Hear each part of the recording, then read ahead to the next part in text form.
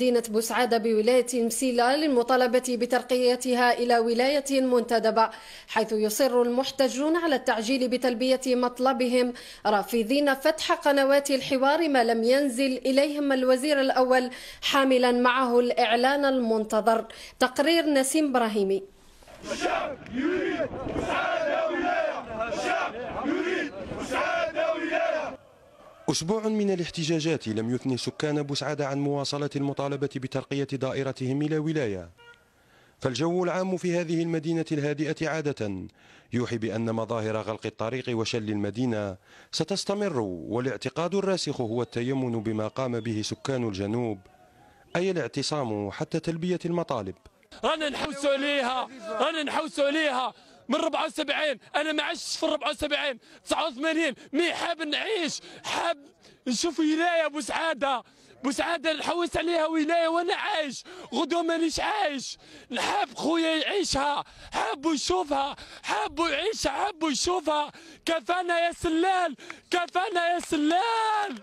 تعقيبا على زياره السيد والي ولايه المسيله، نقولوا له جاي قلنا باللي وقفوا الاحتجاجات، قالوا لنا باللي وقفوا الاحتجاجات وراه بوسعاده منتدب في 2016. احنا شبعنا وعود، جانا سلال في 2004 وفي 2005 و2006، وجاونا حتى السيد رئيس الجمهوريه وعدنا كفانا وعود ونحوسوا على الولايه، ما نحوسوا على حتى حاجه. حبيت نلاحق ميساج مليح لرئيس الحكومه. احنا رانا نسمعوا في الراديو نشوف الاخبار باللي احنا رانا من الهضاب و2016، احنا مش قابلين ب 2016. لا احنا في فيفري ان شاء الله 2015 ندوا الولايه. احنا يا مش مع دائما مع الجنوب نقعد نقسموا في الولايات، قلبتنا هضاب. ممثلو الشعب في بوسعادة حذروا من انتهاج سياسة التعفن ومخاطر الانزلاق التي تنذر به، مطالبين بوضع إطار قانوني واضح لقضية التقسيم الإداري. وندعو كذلك من بيدهم المسؤولية ومن بيدهم القرار أن يعجلوا بالقانون، قانون متكامل فيه التقسيم الإداري الذي يشمل الجنوب بالهضاب العليا بالشمال. تذكر الولايات بأسمائها وتذكر المدن بأسمائها، ثم إن كان هنالك تدرج فيكون في قانون واحد.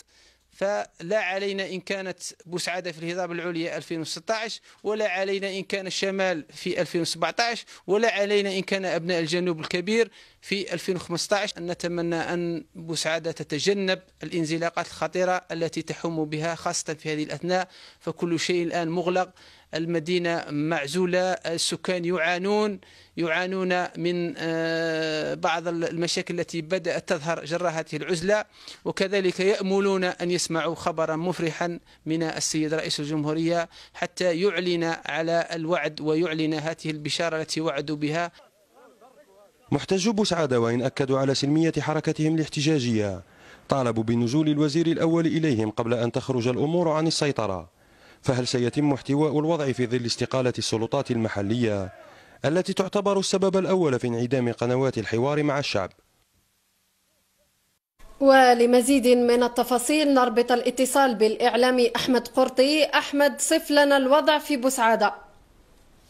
بالفعل بوسعادة تعيش على وقع التوتر، كما نظم مساء أمس المئات مسيرة انطلقت من مقر البلدية إلى مقر الدائرة بحضور منتخبين محليين ونواب برلمانيين ومثقفين، كلهم مطالبين بترقية بوسعادة إلى ولاية خلال السنة الجارية. كما استغل الفرصة الحضور إلى مطالبة الوزير الأول بزيارة المنطقة والتحاور. نعم، كما عرفت المنطقة أزمة حادة في التزود بمادة المازوت، والتي تستمر طيلة أسبوع كامل، وأدى إلى طوابير طويلة وصلت إلى حد غلق بعض الطرقات بأصحاب الشاحنات والمركبات، أدى إلى تدخل حتى في بعض المناطق إلى أفراد الشرطة لتنظيم حركة المرور، وخوفا من انزلاقات أو مشاكل قد تحدث بين أصحاب المركبات. نعم، شكرا أحمد، كنت معنا من بوسعادة. في موضوع آخر، أقدم سكان قرية بويخسان بتبازة على